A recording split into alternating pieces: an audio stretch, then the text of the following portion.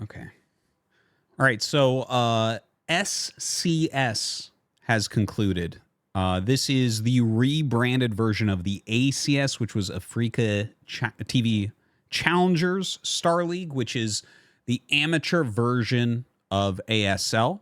So obviously now it's SSL, Soup StarCraft League, and this is now SCS, Soup Challengers, or whatever it's called. Yeah. Africa TV Challengers Star League is what it's normally called. Now it's SCS. So it's Challengers Star League. Okay, we got it. Anyways, this has been going on for years. Basically what it is if you are not a pro gamer, you can play in it. They actually apparently changed the rules, which I wasn't aware of until just recently, because Yoon was able to play again. Because Yoon actually won a season in 2020. He actually beat Scan in the finals of one of them. And it used to be if you won an ACS tournament, you weren't able to play again. Because once you win ACS, you go to the finals of an ASL or now SSL qualifier, right? So those brackets are incredibly hard. And that's like kind of your reward. You win a little bit of money for winning this tournament. And it's an unbelievably stacked tournament, as well as we'll go through the brackets in a second here.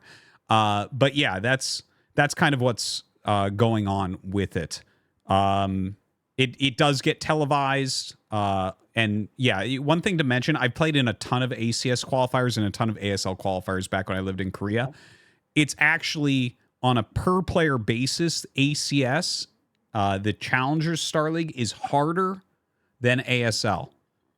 So obviously ASL overall has better players, but a lot of players join those qualifiers. So, you know, everyone's kind of excited. They want to play against pro gamers and stuff, whereas there's no one super famous in the ACS. So when you play ACS, it's only badasses. It's actually, I got further in ASL qualifiers than ACS qualifiers almost every single time I played in them. So anyways, let's take a look at these brackets.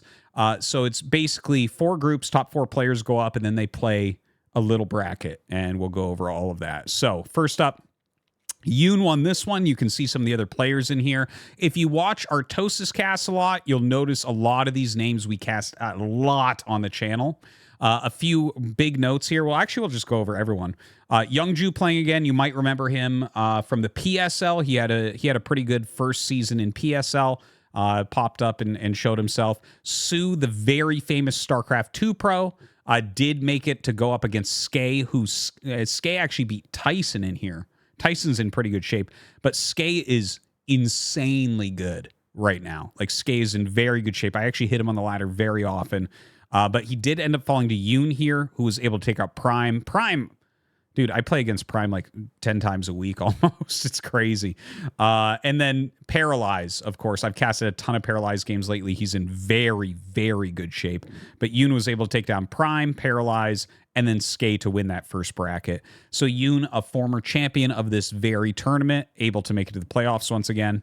Then we have HM, who's been one of the top amateur Zergs for like 6 or 7 years now. Just a really, really strong player. Let's take a look. Sobenz was playing. Biol playing again. Really interesting because Biol was a champion before as well. Biol actually won the initial season of ACS, like the very first one. I remember he won. And in fact, he made it into ASL, if I'm recalling correctly. So they've definitely changed the rules. You know what I think they changed the rules to? Because I heard that they were doing this, where if you haven't made it to the round of 16, you can play in ACS. I'm not 100% sure that that's the case, but it's funny to see Biel in there. Or maybe it's a certain amount of years that you have to have not qualified or something like that. I'll have to double check on that. But anyways, Biel playing again is kind of cool. TY, one of the greatest StarCraft 2 players ever, formerly known as Baby. He was playing in this as well. Took down 9Drone, who is the Mutalisk Micro King. Still hasn't made it into ASL. One of the best Muta Micros in the world, if not the best. You see Quickly in here as well. Yeah, Promise in here. Damn. These are like... Skip. For you're an ass. These are players that, like, if you, for instance, if you are crazy enough to watch my stream a lot, you actually see me play against a lot of these guys very, very often. These guys are so active on the ladder. Then here, you're going to notice that a Protoss named Iron advanced. And you might be thinking, Iron, I haven't ever heard of him. That's MC. Okay, so someone was asking me recently. He changed IDs. And I'm honestly not sure what ID he's been using, but this is MC, the god of StarCraft 2. He's very, very, very, very good right now in StarCraft 1 again. One thing to note is right before he switched, I love telling this story because it shows just how talented MC is. Because people just remember his big personality and his force field walls and stuff. Obviously, he won a ton of tournaments. Right before he switched to StarCraft 2 and became a legend in that game, he made it. He was one game off of ASL or OSL and one game off of MSL in the same season, qualifying for both.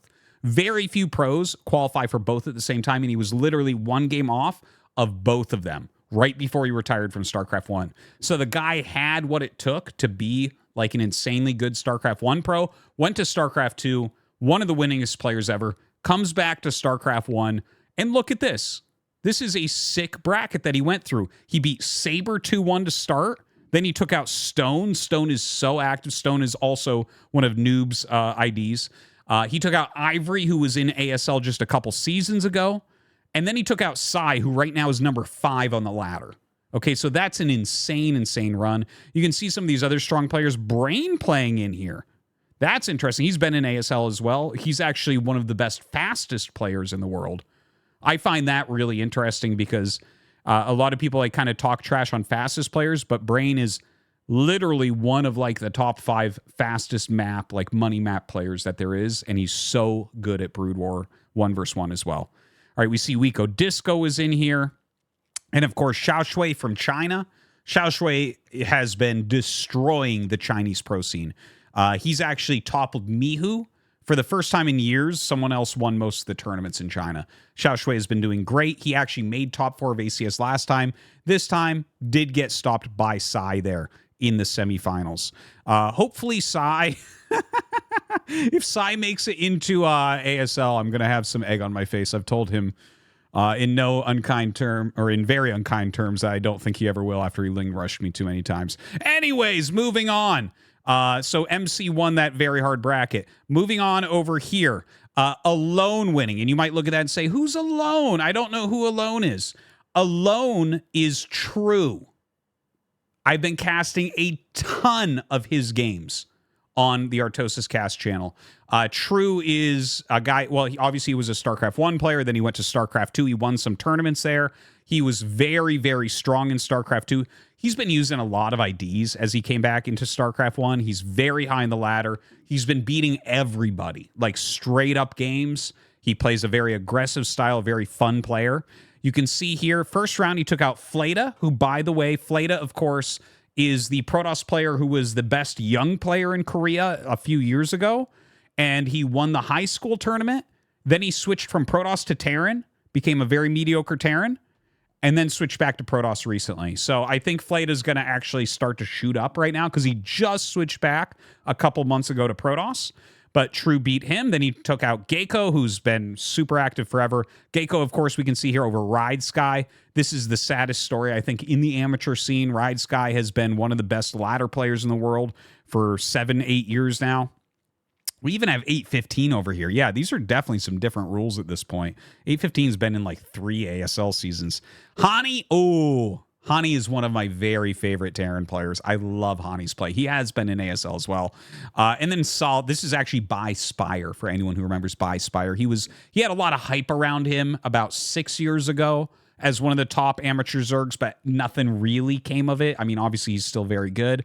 But it looks like 815 versus True in that finals, with True taking him down. So that gave us 3 Zergs and 1 Protoss in that round of 4. So let's go take a look at that round of 4 bracket.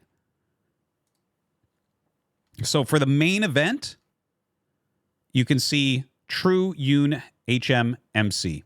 So looking at the bracket, Yoon took out HM 2-1. Very nice. MC lost to True 1-2. It's kind of funny seeing 2 StarCraft pros that won tournaments there playing, or StarCraft 2 pros that won tournaments there playing in the semifinals. And then True took down Yoon in the finals. So this was incredibly stacked. Like, all 4 of these guys are in insanely, insanely good shape.